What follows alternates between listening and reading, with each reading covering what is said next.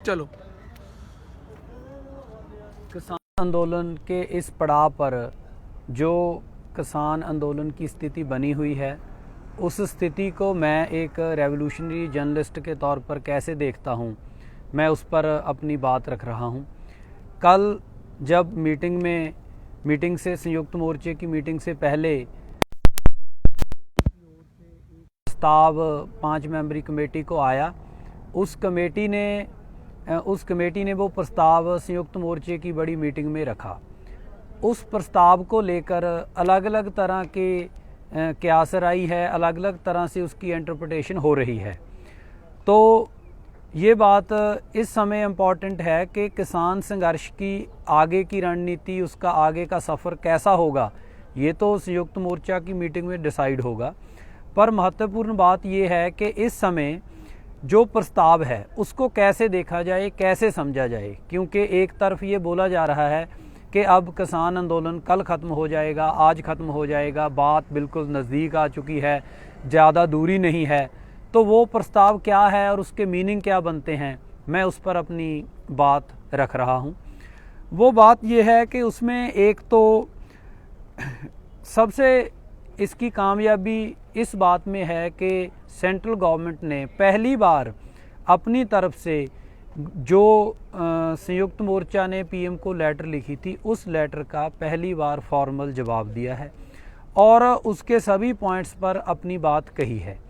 एक तरह ये एक ऐसी सिचुएशन है कि गवर्नमेंट की ओर से नेगोशिएशन अब शुरू हुई है, भले ही उसकी फॉर्म इस तरह की है कि वो टेबल पर बैठ के नहीं हो रही, वो लेटर टू लेटर हो रही है, पर ये एक नेगोशिएशन ही मानी जानी चाहिए। और जैसे नेगोशिएशन में गवर्नमेंट करती है, उन्होंने एक तरह फिर ज़ीरो से शुरू किया है उन सभी डिमांड्स को लेकर।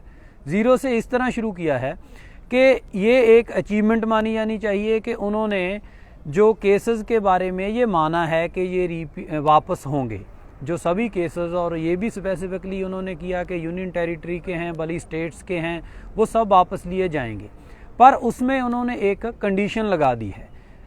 अक्सर लोगों के आंदोलन में अभी तक जितनी भी स्ट्रगल्स होती हैं, जब कोई विक्ट्री होती है, जिसे हम विक्ट्री बोलते हैं, तो उसमें ये कंडीशन नहीं होती कि आप आंदोलन वापस लेंगे फिर हम केसेस वापस लेंगे। आंदोलन की विक्ट्री तभी होती है जब उसमें गवर्नमेंट केसेस डिमांड्स भी मानती है और केसेस भी वापस लेती है, क्योंकि जब डिमांड्स मानी जाती हैं, उन्हें सॉल्व करने का गवर्नमेंट कोई कंप्रोमाइज़ करती है, तो उसका मीनिंग यही होता है कि ये आंदोलन जस्टिफाइड था, ये आंदोलन ठीक था, वाजिब था और लोगों की बात वाजिब थी, इसलिए जो केसेस की बात थी वो भी हम वापस ले रहे हैं। ऐसा नहीं होता कि पहले कंडीशन लगाई जाती है कि आंदोलन वापस लो फिर केसेस वापस होंगे। इस तरह गवर्नमेंट एक कदम आगे बढ़ी है, उन्होंने केस वापस करने की बात तो करी है, पर लेकिन साथ में जो कंडीशन लगा दी है, ये तो सबसे एक इम्पॉर्टेंट बात है जिसको लेकर संयुक्त मोर्चा में कल डिस्कशन भी हुई है और उसके बारे में यूनियंस के लीडर्स के ओपिनियन भी आए हैं। दूसरी बात ये है कि उन्होंने प्रिंसिपली ये मान लिया है, उन्होंने कहा कि स्टेट्स ने, यूपी और हरियाणा की स्टेट्स ने सैद्धांतिक सहमति दी है कि हम कंपनसेशन देंगे। उसमें भी वो एक कदम पीछे खड़ गए हैं। वो ये नहीं बोले कि हम इतने लाख जहाँ पंजाब के पैटर्न पर जहाँ इस तरह की नौकरी, इस स्पेसिफिक करने से वो पीछे रुक गए हैं। सैद्धांतिक सहमति की बात है, ये अभी यहाँ तक रुकी हुई बात है। जहाँ तक एमएसपी की कमेटी का इशू है, देखिए उन्होंने एमएसपी के बारे में जो प्रधानमंत्री ने पहले अनाउंसमेंट की थी, उसके बाद नरेंद्र तोमर ने बोला था, वो दोनों जो बात उन्होंने कही, उसमें वो एमएसपी की लीगल गारंटी देने के लिए कमेटी की बात नहीं कर रहे हैं। वो बात कर रहे हैं, उसमें ज़ीरो बजट की भी बात कर रहे हैं, उसमें वो क्रॉप डाइवर्सिफिकेशन की भी बात कर रहे हैं। वो कमेटी है जो प्रधानमंत्री के कहने के अनुसार कमेटी है, उसका मीनिंग तो सिर्फ इतना ही बनता है कि जो गवर्नमेंट के इश्यूज़ थे जिन्हें वो लाज के जरिए ला रही थी, वो इशू भी इसमें डिस्कस होंगे। और उसके बाद वो ये भी बोलते हैं कि जो कमेटी बनेगी उस कमेटी में संयुक्त मोर्चा के सदस्य भी शामिल होंगे। इसका मीनिंग क्या है? इसका मीनिंग है कि स्टेट्स की जो गवर्नमेंट हैं वो भी शामिल होंगी। इसका मतलब ये भी है कि जो यूनियंस गवर्नमेंट की यूनियन हैं, जो लाज के पक्ष में थी, जिन्होंने ये बोला कि ये लाज रहने चाहिए, जो एक तरह के फेक लीडर्स हैं, किसानों के लीडर्स होने का क्लेम करते हैं, वो लीडर्स भी इसमें होंगे। इसकी कंपोजिशन क्या होगी, इसका कम्बिनेशन क्या होगा, इसकी अथॉरिटी क्या होगी, वो सभी कुछ इसमें डिफाइंड नहीं है। इसलिए ये कमेटी अपने आप में उसी तरह का एक छलावा है जैसे अलग अलग कमेटीज़ इस देश में बनती हैं। इसलिए इस लेटर में एमएसपी के इशू पर कोई स्टेप आगे नहीं बढ़ा गया। वही बात बोली गई है जो नरेंद्र मोदी ने अपनी अनाउंसमेंट में बोली थी। उसके अलावा इसमें एक इशू जो बोला गया है वो पराली का इशू है। उसमें भी गवर्नमेंट ने फिर वही बात रिपीट की है कि हमने पराली के इशू का समाधान कर दिया है।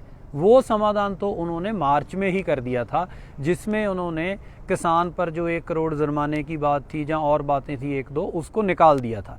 पर साथ में उस समय उन्होंने एक इस तरह का सेक्शन डाल दिया था, इस टाइप का अलग था।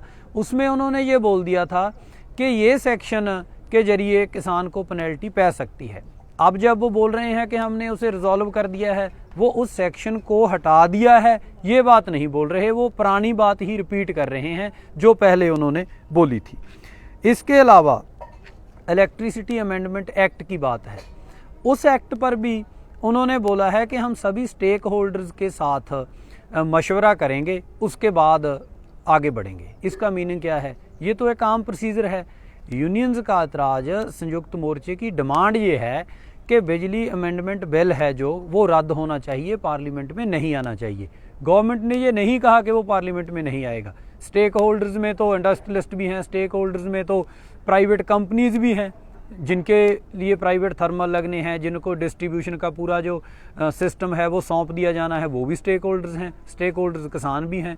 स्टेक होल्डर्स की मशवरा करना एक बात है। एसकेएम की डिमांड ये नहीं है कि उस पर मशवरा किया जाए। उनकी एसकेएम की डिमांड है कि वो लॉ नहीं आना चाहिए। गवर्नमेंट ने ये नहीं बोला, उनका मीनिंग ये है कि ये लॉ भी आएगा। इसलिए अगर हम पूरी तरह इस कल की लेटर को देखें तो ये माना जाना चाहिए कि गवर्नमेंट ने सिर्फ एक केसेस को विड्रा करने की बात कही है, वो भी कंडीशनल कही है कि आप लाजरी अपने जो एजिटेशन है वो वापस लें, तब ये जो केसेस हैं विड्रॉल होंगे। दूसरे सभी इश्यूज़ पर वही कुछ लिख दिया है जो पहले प्राइम मिनिस्टर ने, जहाँ एग्रीकल्चर मिनिस्टर नरेंद्र तोमर ने अपनी स्टेटमेंट में बोला था। इसलिए ये अलग बात है कि एसकेएम क्या डिसाइड करता है। वो अपनी सिचुएशन को देख के, स्ट्रगल के इस फेज़ को देख के, अपनी अचीवमेंट को काउंट करके वो भले ही जो भी डिसीज़न करे, पर इस बात को इस तरह लेना कि ये डिमांड्स मान ली गई हैं और इन डिमांड्स पर तो गवर्नमेंट झुक गई है, ये बात नहीं है। वो अभी भी लॉज को रिपील करने के बाद बाकी सभी बातों पर वहीं खड़े हैं जहां वो पहले खड़े थे। हाँ, इतना ही फ़र्क है इस सिचुएशन में कि पहले वो प्रेस के ज़रिए बोल के बात कर रहे थे, अब उन्होंने ये बात चिट्ठी के ज़रिए लिख के की है। तो इस सिचुएशन को ऐसे समझना चाहिए कि ये एक नेगोशिएशन ही है। इस नेगोशिएशन को इस तरह लेना चाहिए कि जैसे किसी भी स्ट्रगल में गवर्नमेंट नेगोशिएट करती है, लोग अपनी एजिटेशन कंटिन्यू करते हैं, प्रेशर डालना जारी रखते हैं और उसके साथ गवर्नमेंट को और झुकने के लिए और आगे बढ़ने के लिए मजबूर करते हैं। ये इस तरह की सिचुएशन है। आज की संयुक्त मोर्चे की मीटिंग में जो भी डिसीज़न हो, उस डिसीज़न के बारे में हम एक बार फिर आपसे बात करेंगे, उस पर भी अपना टिप्पणी देंगे, अपना कमेंट देंगे। आपका सभी का बहुत धन्यवाद।